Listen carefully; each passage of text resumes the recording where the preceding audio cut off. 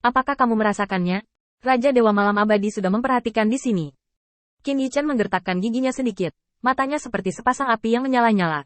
Meskipun jantungnya berdetak dan terbakar. Apakah ini memperingatkan kita atau mengancam kita? Apakah ada perbedaan? Hua Daoru tersenyum dingin. Kecantikannya yang lembut dan mempesona tampak pucat karena kehilangan darah yang terus-menerus. Tetapi pada kenyataannya, ini adalah kesombongan naga yang sebenarnya. Seperti kesombongan ketika menghadapi musuh besar.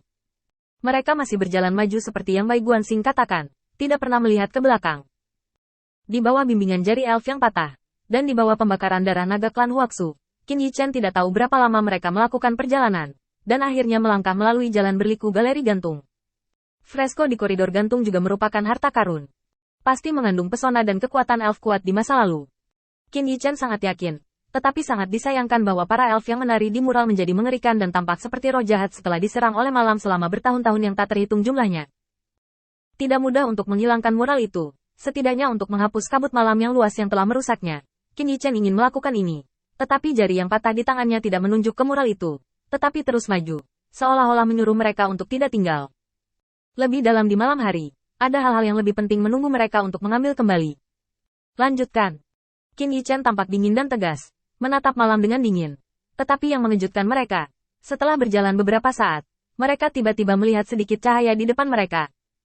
Cahaya itu seperti mercusuar di malam hari, membimbing jalan bagi semua orang yang berjalan di malam hari, seperti api unggun, memberikan ketenangan pada saraf mereka yang tegang. Qin Yichen tercengang. Dia melangkah maju dan menemukan bahwa cahaya itu berasal dari tiang kayu.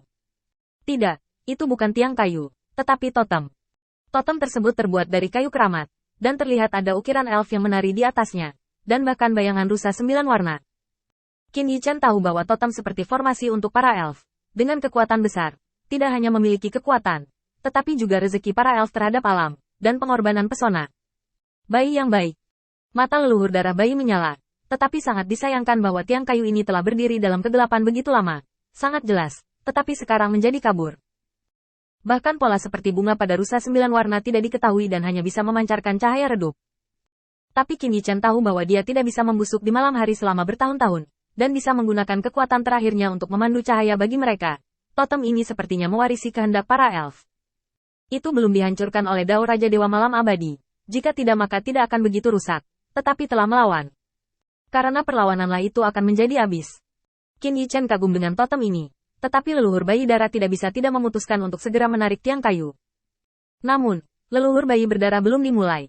Tetapi dia melihat Hua Daoru tiba-tiba berkata, lihat bagian depan dulu. Qin Yichen bisa melihat dengan jelas melalui darah naga Hua Daoru yang menyinari lengannya seperti obor. Jalan di depan masih gelap, tapi jelas terbagi menjadi 2 jalan. Kedua jalan itu sangat sunyi, lebih seperti 2 mata di malam yang gelap, menatap semut yang mati konyol. Melihat jalan kosong di depan, Mu Qiyu tidak bisa menahan diri untuk tidak bergidik. Dia merasa bahwa kedua jalan ini pasti akan mati di satu sisi, dan di sisi lain ada yang hidup, dan kemungkinan besar kedua jalan itu akan mati. Tidak peduli apa yang mereka pilih. Yang paling mengejutkan Qin Yichen adalah jari yang patah di tangannya menunjuk ke tengah 2 jalan. Apa artinya ini? Tanda seru. Qin Yichen tercengang, tetapi para elf memberkati jalan. Apakah ini metode Raja Dewa Malam Abadi? Ataukah cara yang dipilih yang benar-benar akan mengarah pada tujuan kita? Sulit bagi Qin Yichen untuk mengambil keputusan. Bagian yang sulit bukanlah jalan mana yang harus dipilih. Faktanya, jalan di depan gelap dan tampaknya ada ketakutan besar. Tetapi karena mereka sangat tidak terlihat, sepertinya tidak peduli cara mana yang harus dipilih. Yang membuat mereka ragu adalah, apakah Anda masih berjalan bersama dalam kelompok, atau membagi tentara? Hasil dari 2 pilihan itu jelas. Berjalan bersama dalam kelompok setidaknya penuh dengan keamanan dan tidak akan terpecah satu persatu.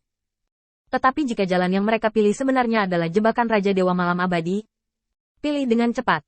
Aku bisa merasakan bahwa Raja Dewa semalam sudah menatap kita, dan kekuatannya terus-menerus berusaha, mencoba menemukan cara untuk membunuhku dan menyebabkan harga terlemah dari hukuman Tiadao.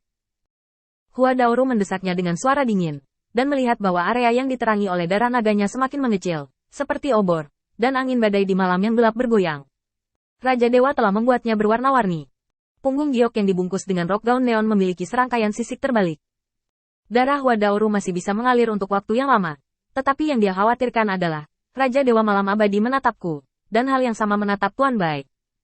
Raja Dewa Malam Abadi sedang mencari cara untuk melawan hukuman surga untuk melenyapkanku, dan dia juga menghitung Tuan Bai dengan cara yang sama. Qin Yichen dan yang lainnya tidak bisa menahan perasaan tegang. Hua Daoru benar. Alasan mengapa Raja Dewa Yongye sebelumnya menutup satu mata adalah karena dia takut dengan kontrak surga, dan yang lainnya karena boneka itu. Terlibat dalam kontrak surga sesuatu membuatnya tidak mau mempermalukan pengamatan bintang untuk saat ini. Tapi mereka pergi jauh ke dalam malam seperti ini, seolah-olah mereka telah membuat marah Raja Yongye, yang tentu saja tahu bahwa inisiator semua ini adalah karena putra Baize. Dan Qin Yichen tahu bahwa mereka bisa melakukan ini, hanya mengandalkan Yao Yue Kong dan Bai Guanxing untuk menahan iblis dan iblis. Tetapi apa yang juga membuat mereka merasa berpacu dengan waktu adalah jika Raja Dewa Malam Abadi menyerang Yao Yue Kong dan Bai Guanxing, maka mereka akan mati di malam gelap yang luas ini cepat atau lambat. Pada saat ini, Mu Ciyu dengan lemah menyarankan, mengapa kita tidak membantu Tuan Bai untuk memecahkan monster terlebih dahulu, dan kemudian datang ke sini bersama-sama. Nenek moyang bayi berdarah itu sudah tertawa dengan marah. Kamu sangat pintar. Kamu lebih pintar dari Raja Dewa Yongye. Apakah karena muridmu dari Istana Muxing terbunuh, dan tuanmu tidak berani membiarkan satu kentut? Dan Hua Daorou tidak punya waktu untuk mendengarkan pertengkaran mereka, dan segera menyatakan, Tuan Bai menggunakan darahnya sendiri untuk memberi kita waktu. Dan menjelajah secara terpisah dapat menghemat waktu. Jadi saya setuju untuk pergi secara terpisah. Qin Yichen juga tiba-tiba mengangguk. Saya juga setuju.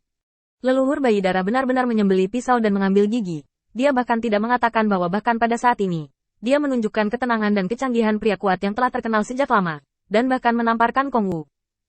Di bahu, dua gadis mengikuti bocah angin. Kalian berdua, ikuti aku. Nenek moyang bayi darah memandang Kong Wu. Nak, kamu juga harus berdarah, kan? Kong Wu mengangguk dan tidak banyak bicara. Sebaliknya, dia melakukan apa yang dilakukan Hua Daoru, memotong pergelangan tangannya dan mengeluarkan darah merah cerah. Dia bukan pejuang manusia dari kota Feng Shui, dan darahnya tidak sebagus itu. Darah merah terang hanya bisa memancarkan cahaya redup di malam yang gelap, tapi setidaknya bisa melindungi mereka bertiga,